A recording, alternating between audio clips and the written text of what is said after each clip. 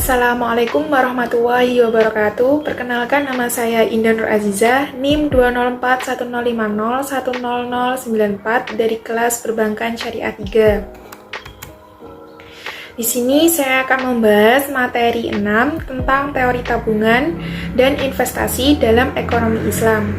Dosen pengampu Dr. Abdul Wadud Nafis untuk memenuhi tugas dari ekonomi makro Islam.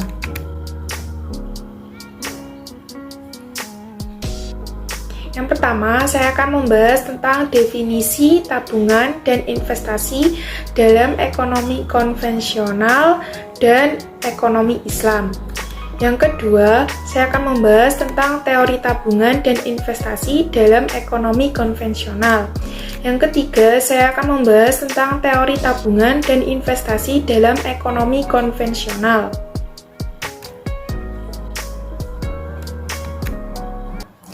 Yang pertama, saya akan membahas tentang definisi tabungan dan investasi secara konvensional dan secara ekonomi Islam. Yang pertama, yaitu definisi tabungan dalam ekonomi konvensional. Secara umum, dapat didefinisikan bahwa tabungan sebagai sebuah simpanan uang yang bersumber dari pemasukan atau pendapatan yang tidak dipakai buat keperluan sehari-hari ataupun keperluan atau kepentingan lainnya. Kemudian, definisi investasi dalam ekonomi konvensional. Investasi berasal dari bahasa Inggris, investment, dari kata dasar invest yang berarti menanam.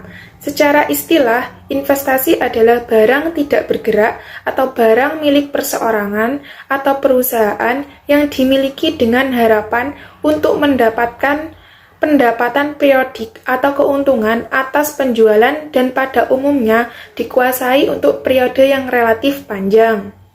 Kemudian, definisi tabungan dan investasi dalam ekonomi Islam. Yang pertama, definisi tabungan menurut M. Nejatullah Siddiqi, Role of the State in the Economy and Islamic Perspective, Foundation Leicester UK 1996, bermakna dua.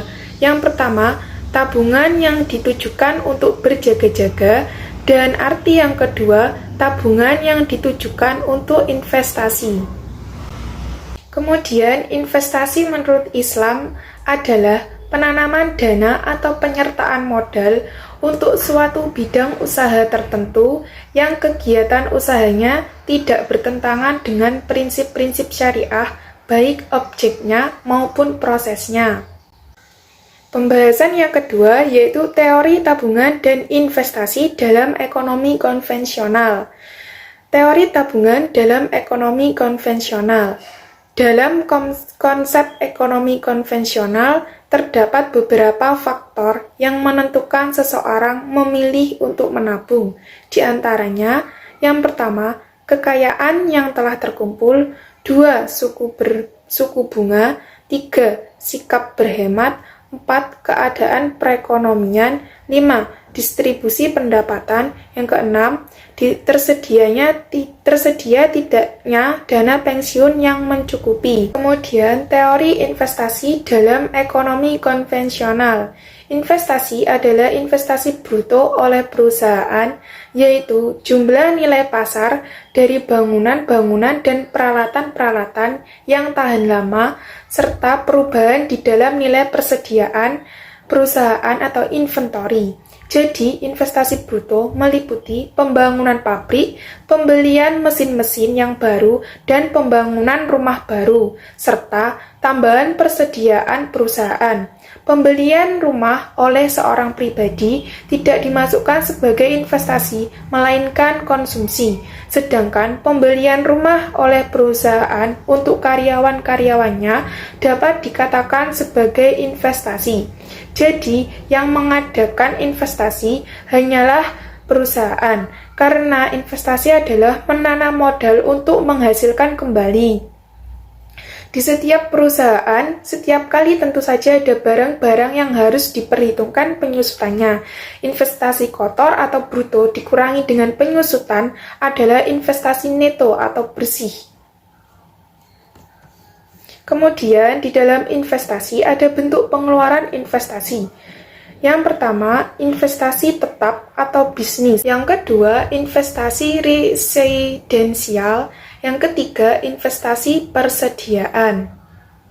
Yang pertama, saya akan menjelaskan tentang apa itu investasi tetap bisnis, yaitu pengeluaran investasi untuk pembelian berbagai jenis barang modal, seperti mesin-mesin dan peralatan produksi lainnya untuk mendirikan berbagai jenis industri dan perusahaan. Kemudian investasi residensial, yaitu pengeluaran untuk mendirikan rumah tempat tinggal, bangunan kantor, bangunan pabrik, dan bangunan lainnya.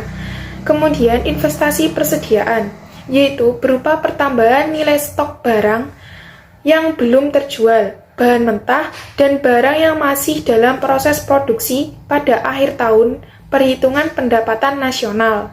Dan yang ketiga yaitu teori tabungan dan investasi secara ekonomi Islam. Teori tabungan dalam ekonomi Islam. Menurut Monzer, Kaf, dan Umar Chapra bahwa pengeluaran yang berlebihan dilarang. Penimbunan simpanan juga dikecam tegas oleh Al-Quran dan As-Sunnah. Sumber-sumber daya yang telah disediakan Allah harus dipergunakan untuk digunakan oleh pemiliknya atau dalam batasan-batasan yang ditetapkan Allah atau diperuntukkan bagi orang lain sehingga memenuhi tujuan dasar penciptaannya. Membiarkan menganggur dan tidak memanfaatkannya bagi tujuan-tujuan konsumsi yang benar dan bukan untuk pengembangan barang-barang umum lewat kontribusi kesejahteraan.